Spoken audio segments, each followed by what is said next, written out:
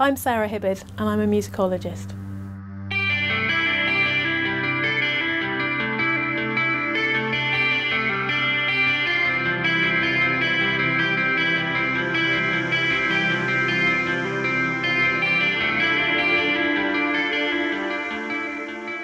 I'm in the music department, which is part of the School of Humanities here at the university. And my particular research is on 19th century opera in Paris.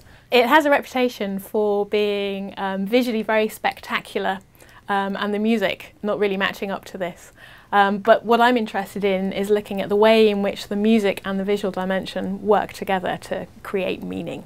French grand operas are usually about historical events, and they often include battles, shipwrecks, erupting volcanoes, exploding palaces. And to this end, the Paris Opera had quite sophisticated machinery to create these amazing effects, and very large numbers of people, large choruses, large numbers of soloists, so very magnificent genre.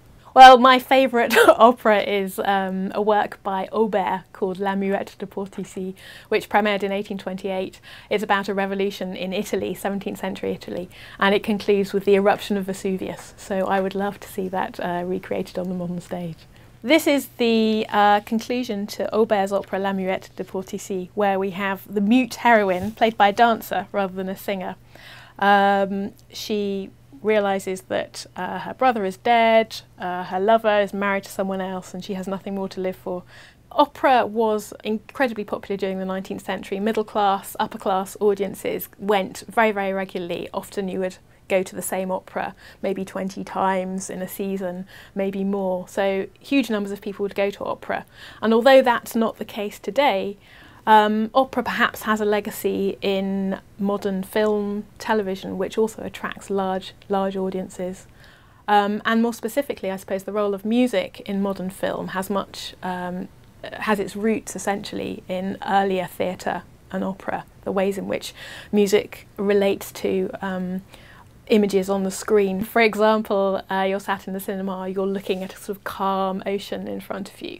But if you have the music from Jaws playing in the background, obviously your perception of that image is going to be very different. So music's incredibly powerful. You're not always aware of the effect it's having on you as a viewer. We have all this sort of pantomime where we just have the orchestra playing, and it describes the heroine Fenella, what she does. She casts a look of fondness and regret on Alfonso, the chap who's left her, and rushes swiftly towards the staircase at the back of the stage. At this moment, Vesuvius is throwing out volumes of flame, and Fenella, having rushed to the terrace at the top, throws herself into the abyss. And we have this sort of scale just disappears as she goes.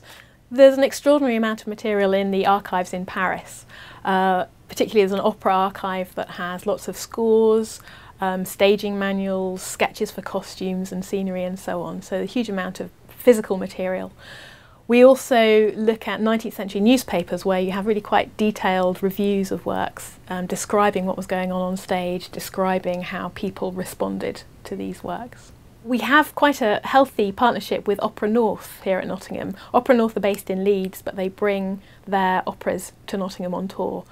And we've had quite a few sort of study days, workshops with Opera North, with our students and with the general public, where we've tried to sort of tease information from them about their approach to staging these works. And equally, we offer our thoughts as academics about these works. So it sort of enhances our knowledge and understanding.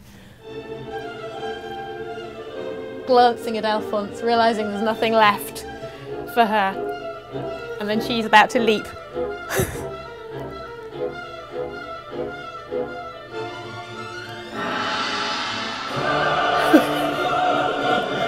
It is very important in regards to teaching, so teaching and research really go side by side and each inform the other. So this kind of material helps expand our students' minds and so on, and encourage them to think in different ways.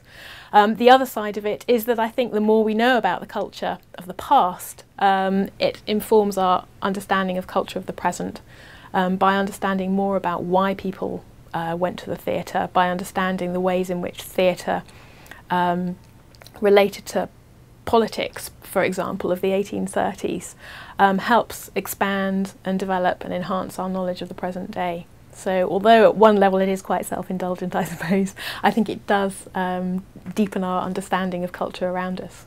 There was an opera which really is never heard of today by a composer called Halévy, called Charles VI. So an opera about this period from Anglo-French history, 15th century, where the French were defeated by the English. But this happened at a moment of real tension between France and England in 1843, and a very patriotic French chorus from the opera threatened to destabilise Anglo-French relations in 1843 and was censored, heavily censored. The words had to be changed. So there are examples of the ways in which opera sort of spilled over into the political realm.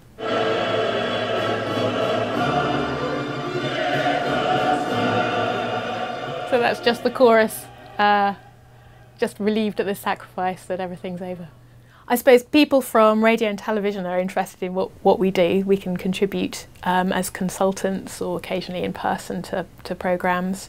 Also, opera companies, Covent Garden for example, Glyndebourne, Opera North, often need people to provide programme notes for their brochures. They sometimes want some kind of input in terms of the production as well. So there are ways in which we can be useful, and I suppose we're also useful in disseminating this kind of information to audiences. So the audiences that go to Covent Garden are often interested in finding out more about these works, and so by giving pre-concert talks or being involved in sort of study days or symposia, we can contribute more generally.